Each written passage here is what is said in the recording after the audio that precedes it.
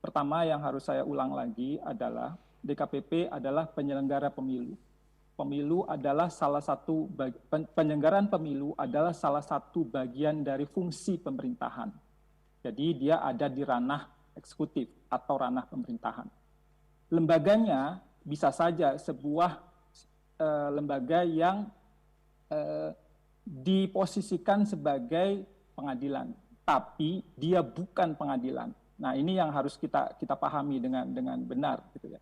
Karena banyak ini lembaga-lembaga seperti ini ya, di kepegawaian itu ada BAPEK ya, atau dengan perubahan namanya yang baru, di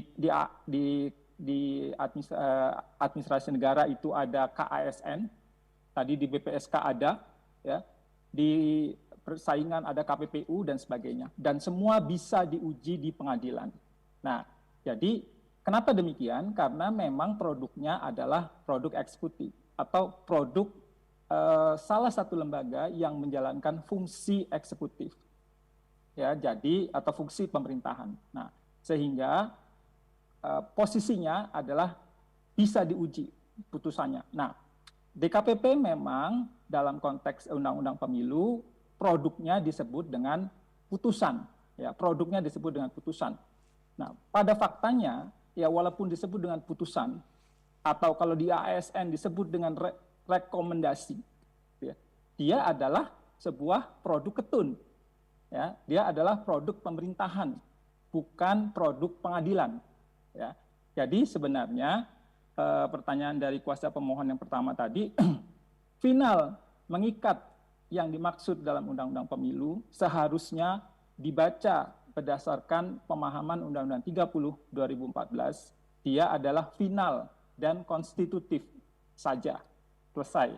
Nah, sehingga ya, jadi sehingga bisa diuji sebenarnya sebelum masuk ke pengujian di pengadilan, bahkan dia tetap bisa mengikuti prosedur yang ada di Undang-Undang 30 2014 seperti yang ditanyakan oleh Yang Mulia tadi, ya, bisa melakukan keberatan dan juga bisa melakukan banding. Kalau kita merujuk kasus salah satu komisioner, ini juga sudah dilakukan gitu ya, sebelum akhirnya masuk ke petun, ke Peradilan Tata Usaha Negara. Jadi kalau ditanya mana yang kira-kira harus diperbaiki, sebenarnya pemahaman final mengikat tadi, ya, final mengikat yang ada di Undang-Undang Pemilu itu harus dipahami sebagai final dan konstitutif yang ada pada Undang-Undang 30 2014. Selesai. Kenapa?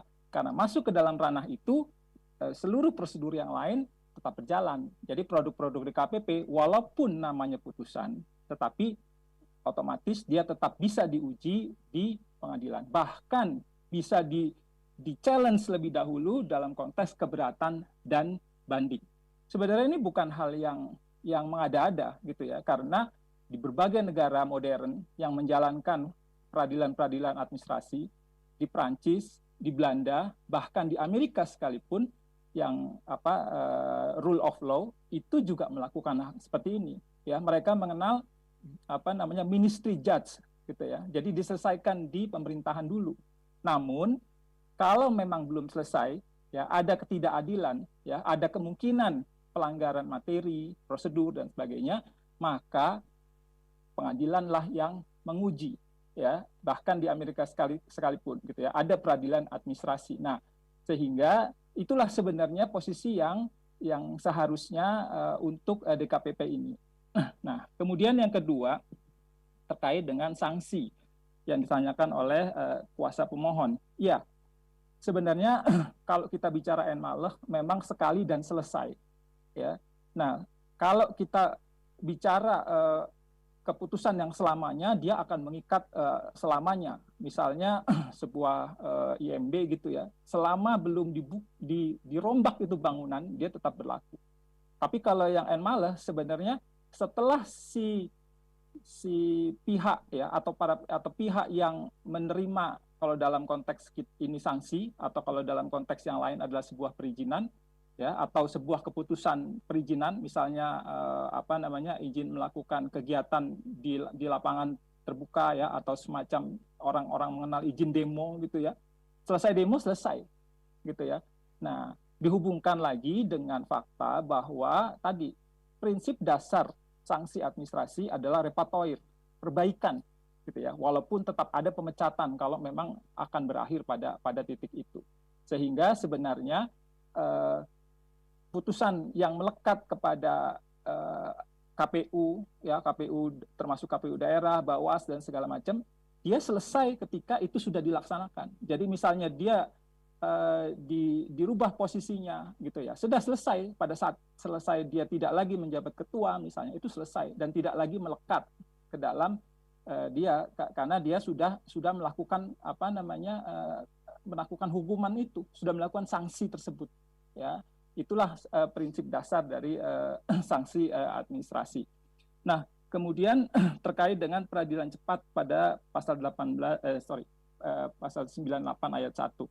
Ya, Petun pada awalnya memang punya dua skema ya. Skema yang pertama adalah peradilan cepat dan skema kedua adalah peradilan biasa ya. Saya sebut biasa saja karena prosedurnya agak lama gitu ya. Nah, peradilan cepat itu dilakukan oleh majelis tunggal ya. Nah, dalam beberapa data yang pernah saya dengar, peradilan cepat ini tidak terlalu menjadi favorit gitu ya. Mungkin salah satunya adalah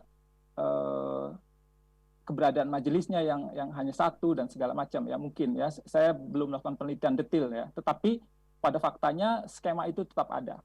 Nah, plus tadi beberapa skema-skema yang saya sampaikan gitu ya, termasuk skema fiktif positif yang walaupun sekarang sudah tidak ada, tetapi dia hanya memerlukan waktu 21 hari selesai ya.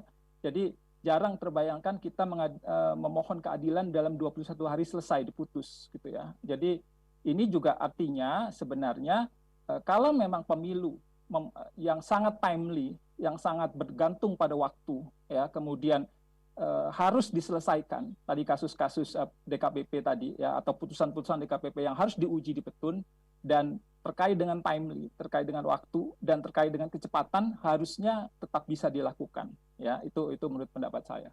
Dan terakhir yang terkait dengan juga pertanyaan dari Pak Surdianto dari kuasa Presiden terkait begini Pak. Jadi putusan DKPP misalnya ya memberhentikan dengan tidak hormat seseorang. Katakanlah saya sebut saja Amin ya, memberhentikan dengan tidak hormat saudara Amin begitu. Putusan itu belum bisa diapa-apakan. Ya, tetapi pada dasarnya dia adalah konstitutif ya, final ya. Mengikat buat siapa? Buat dia. Buat si Amin ya. Dan lembaga lain seperti yang disampaikan oleh ahli Khairul tadi harus dengan terpaksa, mungkin terpaksanya bisa dengan tanda kutip, dengan terpaksa harus mengikuti ya, karena undang-undang mengharuskan demikian ya, mengharuskan putusan-putusan DKPP itu kemudian ditindaklanjuti. Itulah yang kemudian dalam Undang-Undang 30 2014 dikenal dengan deklaratif. Putusannya sudah ada ya, sudah di finalnya tadi juga sudah ada dan kemudian ditindaklanjuti. Nah, keputusan presiden tersebut hanya kemudian ya bahasa umumnya memecat saja si komisioner tadi dalam konteks komisionernya, kepegawaiannya lah, kita sebut saja demikian, karena yang mengangkat juga presiden, maka presidenlah yang memberhentikan. Demikian pula yang terjadi kalau di level KPU yang menjalankan putusan-putusan di tingkat lebih rendah dan juga Bawaslu. Tadi juga sudah disebutkan ya, ini akan berdampak kepada kondisi yang tidak fair ya. Pejabat-pejabat yang tidak mengambil keputusan hal tersebut ya, tetapi karena fungsinya oleh undang-undang dipaksa dalam tanda kutip tadi melakukan sebuah keputusan, tapi diuji keputusannya. Sementara dia tidak melakukan pengujian. Nah, itu kira-kira jadi pemahaman deklaratif dan konstitutif ini menjadi penting sekali untuk memahami di mana posisi putusan DKPP dan juga putusan presiden kalau konteksnya adalah yang diberhentikan dengan hormat misalnya KPU atau di level-level di bawahnya. Demikian Majelis Hakim yang dapat saya sampaikan. Terima kasih. Ya, baik. Terima kasih, ahli. Untuk pemohon, apa